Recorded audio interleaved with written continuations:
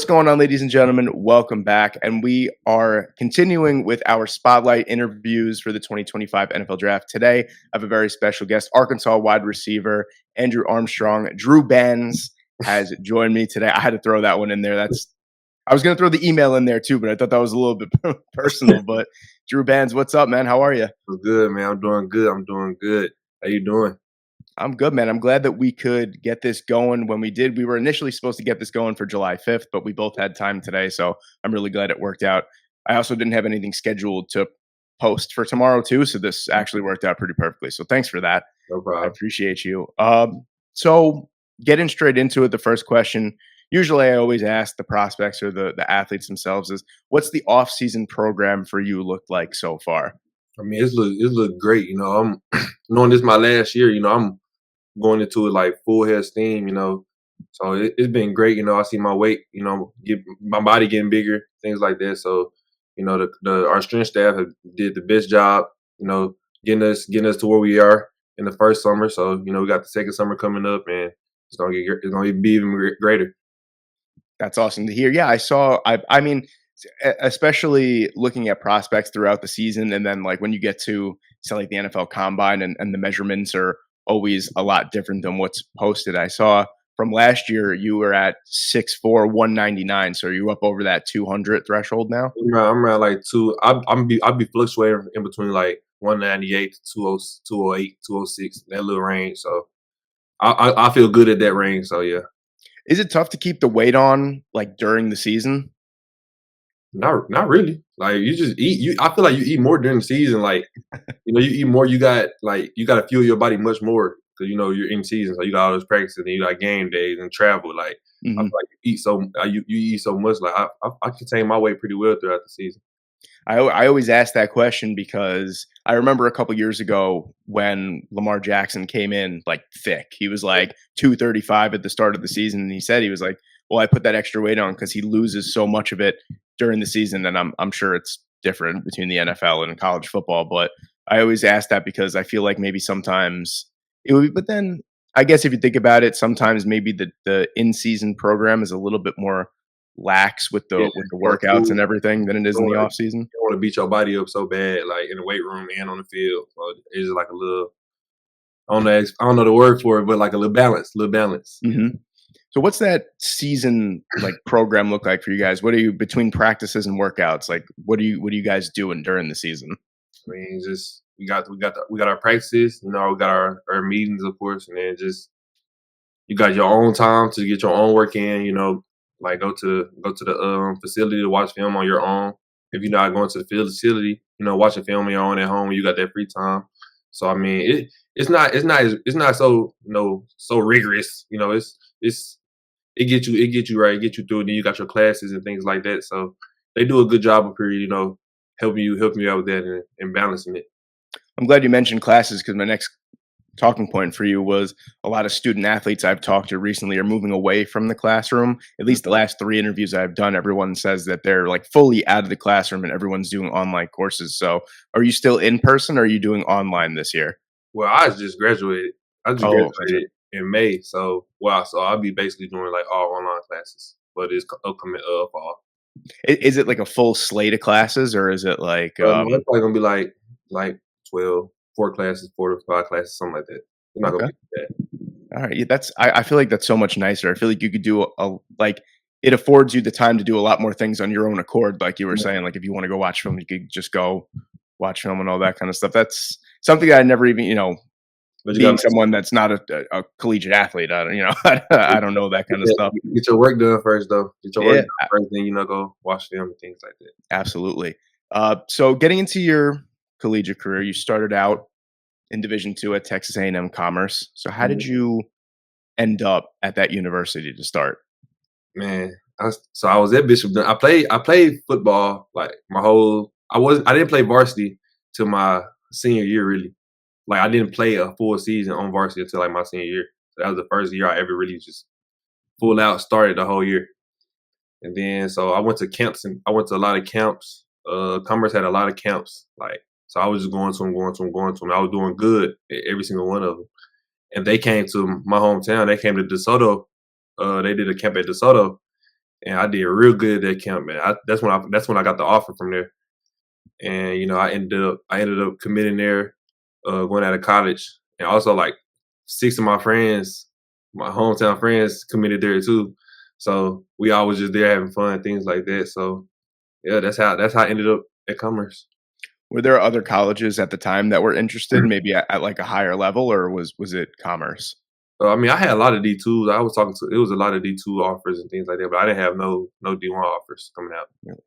So when you were ready to transfer, what stood out to you about Arkansas that made it the university for you for the next step in your, I would say, collegiate career, like football career, and then also like in the classroom career?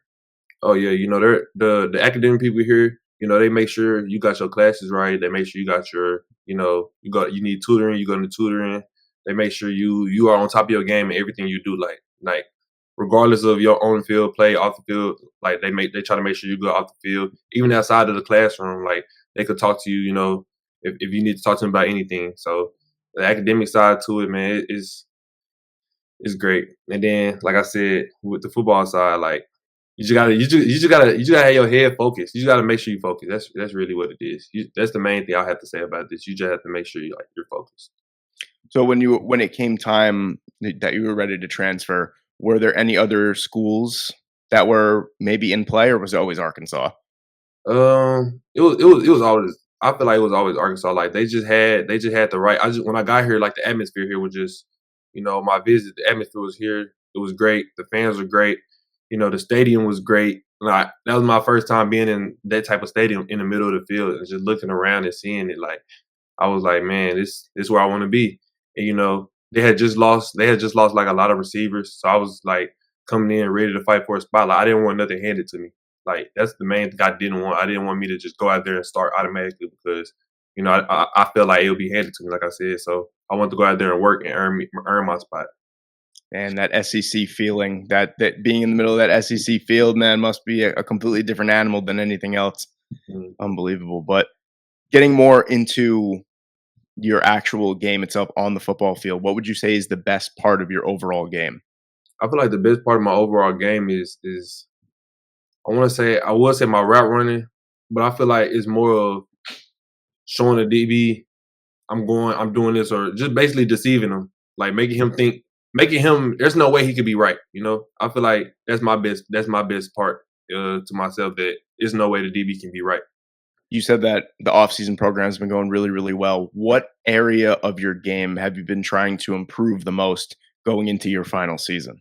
My blocking, is the most important part because that helps the running back, that helps the quarterback trust me to run the ball my way. And if I'm helping the running back do that, the running back will do the same for me, like vice versa through the whole team. Like I feel like blocking is one of the major parts in football, like at the receiver position. Of course you're gonna run, you're gonna catch, you're gonna do your routes, but at the end of the day, like if you can't block, like you limited. So that's the main thing I want to focus on the most is my blocking because I don't want to be limited at all. It's the first time I've actually asked someone, a wide receiver, and they've said that answer before. And I love that because a lot of people that listen to me or watch me on YouTube or whatever it may be, I always say that blocking for wide receivers for me in terms of evaluation is always something that I always try and hone in and key in on. And a lot of guys are subpar. So to hear that, I'm like internally the football nerd in me was like, yes, let's go. And Love that it was answer. like it was like I want to say at Commerce that the year I had a great year. That's when my wide receiver coach there, his name is Tyron Carrier. He's at Temple now, but he like put it in my head to like just whatever you do, just block, like block, block. He knew like we could catch, we could run. Like his main emphasis was blocking, like trying to get them literally out of the way, like off the field, like just block them, like. And I feel like it turned a switch on when you seeing it. Like when you do it and you see what you can do with it, it turns a switch on. You like, okay, I want to do this every time.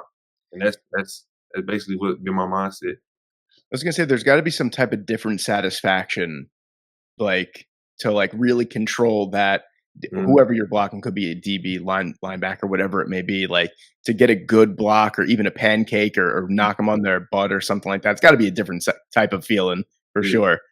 I didn't had a lot of I didn't had a couple like I didn't had a couple and it feel like I don't know. You just feel like you've been working every like when you pancake somebody's like, oh, I've been working for this. This is all I've been working on. This is all I've been working on. Like it's just like more satisfaction to yourself, you know. So 100%.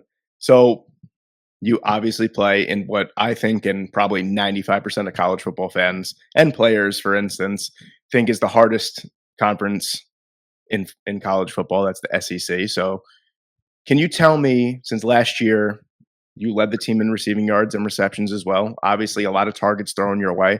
Can you tell me what defensive player gave you the most trouble last year? the most the defensive player that gave me the most trouble last year.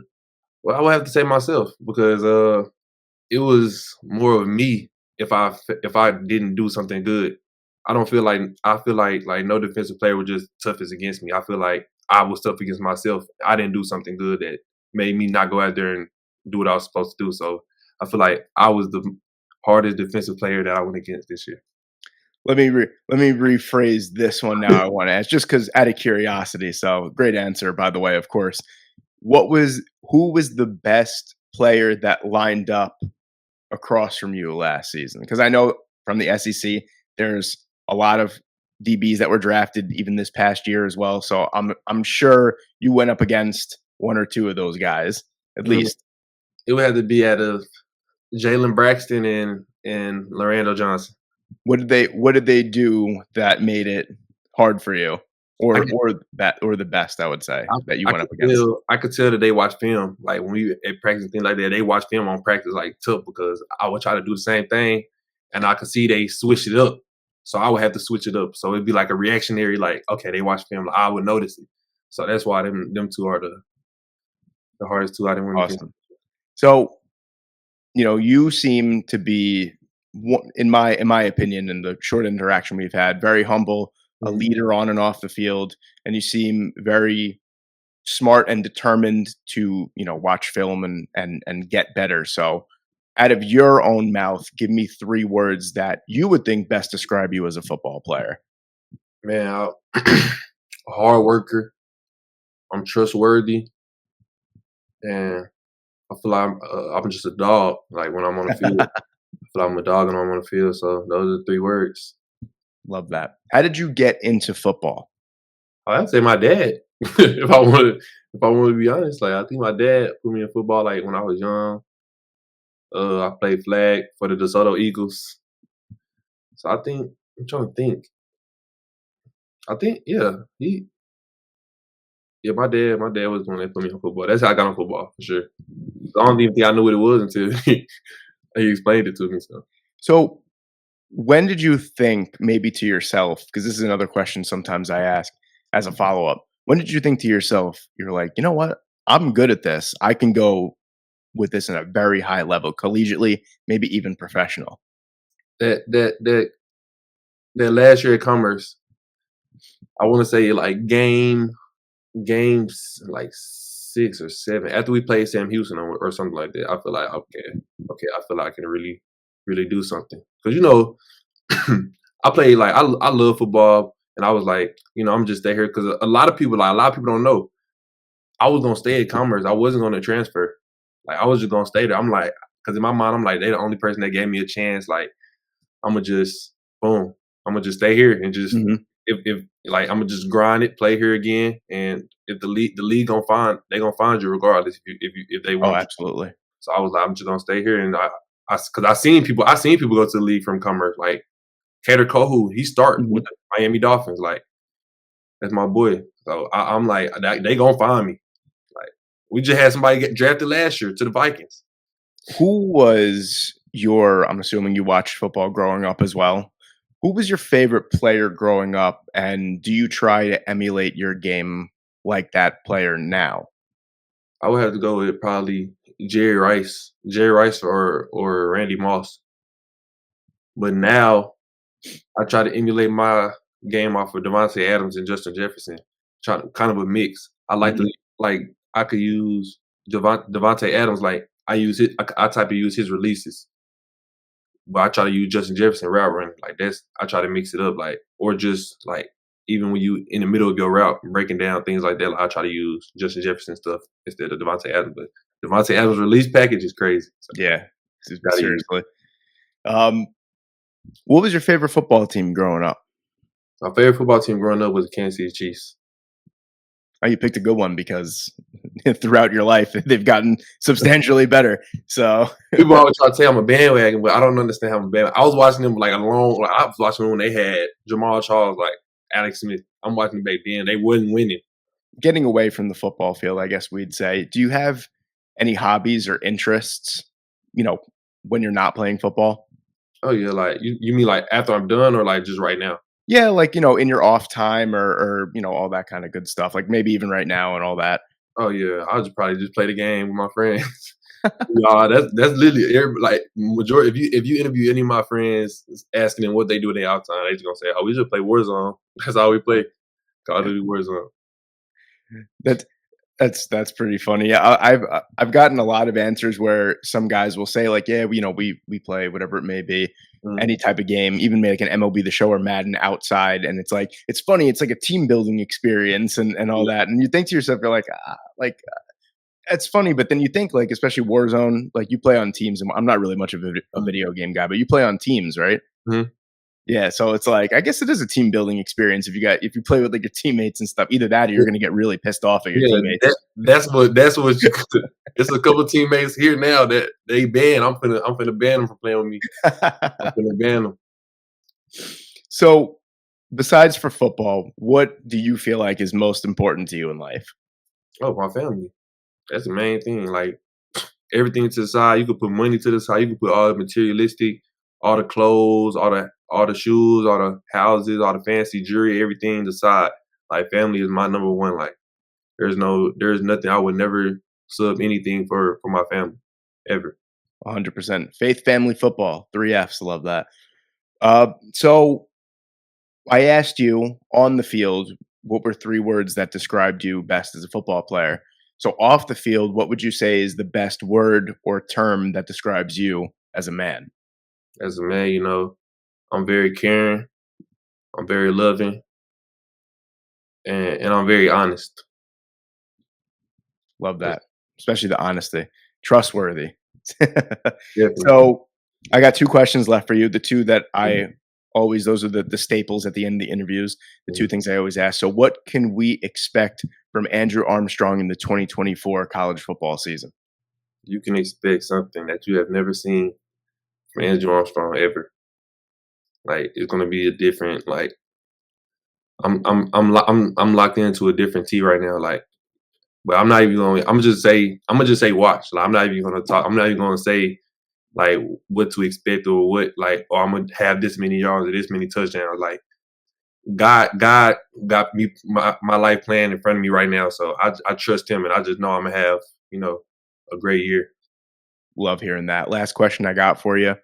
What would it mean to you to hear your name called during the 2025 NFL draft? Man, it'll be it'll be crazy. It'll be crazy. Like I've been an underdog a long time. Like a long, even now, still like an underdog a long time, and I don't even too much pay attention to it. But get my name called, like especially if it's early. I don't I know. always Like, dreamed I I would always have, dreamed about even as just like an avid draft watcher, I always think to myself, like, imagine being able to, like, walk across the stage and, like, that is just a crazy like, I get giddy thinking about it as someone that never even played collegiate football, never had a shot to even, like, realistically dream about that, and I could only imagine, like, what that would even feel like, even to hear your name called. I always like said I, that they should have an experience for, like, fans like me, like, yeah, if you go to the draft, like, maybe if you get there the day before, you pay, like, I don't know, 50, $100, whatever it may be, and you get it they call your name, like, o over the microphone, you get to walk across the stage and, like, man, shake hands with Roger Goodell.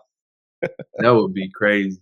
But walking across the stage, like just imagine though, like it's nighttime though. Like you walk up there on stage, they call your name, being drafted to whatever, and you just looking out, and now you at nighttime you sitting there thinking like all the workouts you went through, all the nights, all the times you didn't cry and all the times you didn't sweat, blood, all that. Like now you just it's your dream. You done made your dream. Like what can you say? Like thank Uh, God. That's all you can do is thank God.